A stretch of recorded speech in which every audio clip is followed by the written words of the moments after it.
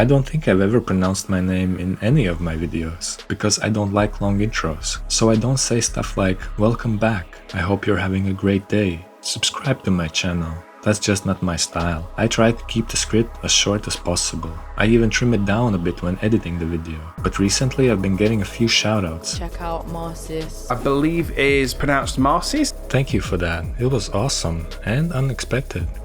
I lived in the UK for several years and I've been called Marcus, Marcus and even Mark. So your pronunciation was very good, especially considering the fact that I never introduce myself in my videos. My name is pronounced Marcis.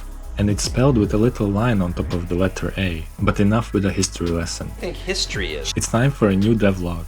I couldn't postpone it any longer because I've been getting so many requests from people on YouTube and Discord. My devlogs so far have mostly been about vehicles, even though this isn't a racing game. And to be honest, I like doing the car stuff the most, and there's still a lot to do. But to mix it up a bit, this video will be purely about characters.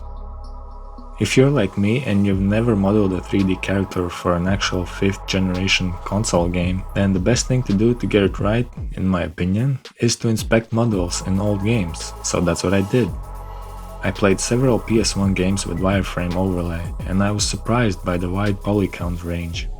From my research, I came to the conclusion that around 500 to 600 triangles is the sweet spot, but it can go as low as 300 and as high as 1200 for human characters. Of course, I didn't check every game in existence, so I'm sure there are a few that lie outside this range. The more detailed the environment, the simpler the character models are. The most dense characters are in fighting games, and in games with pre-rendered backgrounds. Some games like Driver 2, the best game ever made, uses a very simple segmented character, because the environment is quite detailed for a PS1 game. I was honestly shocked when I discovered that the police officer in Echo Knight was higher poly than the female character in Alone in the Dark, because you couldn't tell just by looking at it. This is what the very first character model I made years ago looks like, and this is my latest creation.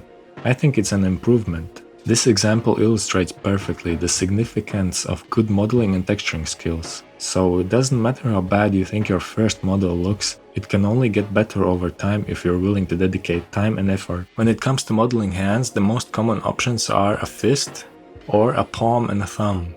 If you can't decide which one to choose, then look at how detailed the rest of the character is. A full set of fingers on a siphon filter style character would look bizarre, and it would be a waste of performance. A blocky fist on this character wouldn't look right either, because the rest of it is quite high poly, so it was an easy choice for me. Other options include a thumb and an index finger, or a full set of fingers, which was very rare. Legs are quite easy to do, 4 sides in the lower part is all you need. Then, depending on your model, you can add more geometry at the thigh area, which is what I did. The direction these sides are facing can affect the overall look, from slim to bulky. Even though I prefer hard surface modeling, it was fun to make these characters. You know what wasn't fun? Skinning them. Seriously, at one point I was dreaming about skinning segmented characters, and imagining how much easier it would be. Modeling retro characters is a balance between keeping the poly count low and having enough geometry to prevent stretching.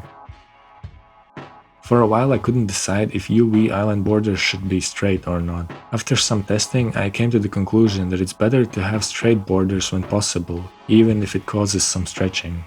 I used Substance Painter to texture these models. Adding detail and depth to a flat surface is so satisfying, that's why I enjoy texturing the most. It's crazy how a few highlights and shadows can completely transform a face. The whole model uses a single texture, even the eyelids are baked in the texture. It was really tempting to use the exact same texture, but with eyes closed, that I could switch between. But having open and closed eyes in the same texture is more elegant, even if it's a bit more work. Choosing an outfit for each model was hard, but picking the best color combo was even harder. So I thought, what if I made it so you could modify colors in Unreal Engine? At first, such an idea seemed like a pipe dream, but after a few tests, I was convinced. It can be done, so here it is. I can modify the color of each outfit in Unreal Engine. I also made it possible to create a new texture from this material instance. I made 7 characters in total, and I've combined them into an asset pack available on the marketplace. So if you'd like to use them in your own project and at the same time support my game, you can. Couple of things I learned while making this pack. You can create textures at runtime, but they will be gone once you restart the editor. If I open the File Explorer, you can see that the texture isn't there, even though it's right there in the content browser. To prevent this from happening, you need to rename the asset. It seems like the only way at the moment. Did you know you can call a function by name in Unreal Engine? It's pretty neat. It would be nice though if I didn't have to resort to such hacky solutions when dealing with editor blueprints, but what are you gonna do? You can experiment with different color combos right now by playing the demo. I've combined all my demos in a single executable, so you can try them all. My supporters get this pack for free, thanks to Nekot the Brave, Backscratch, Jonathan Vigors, and thanks for watching. If you want to know more about this pack, then check out this video.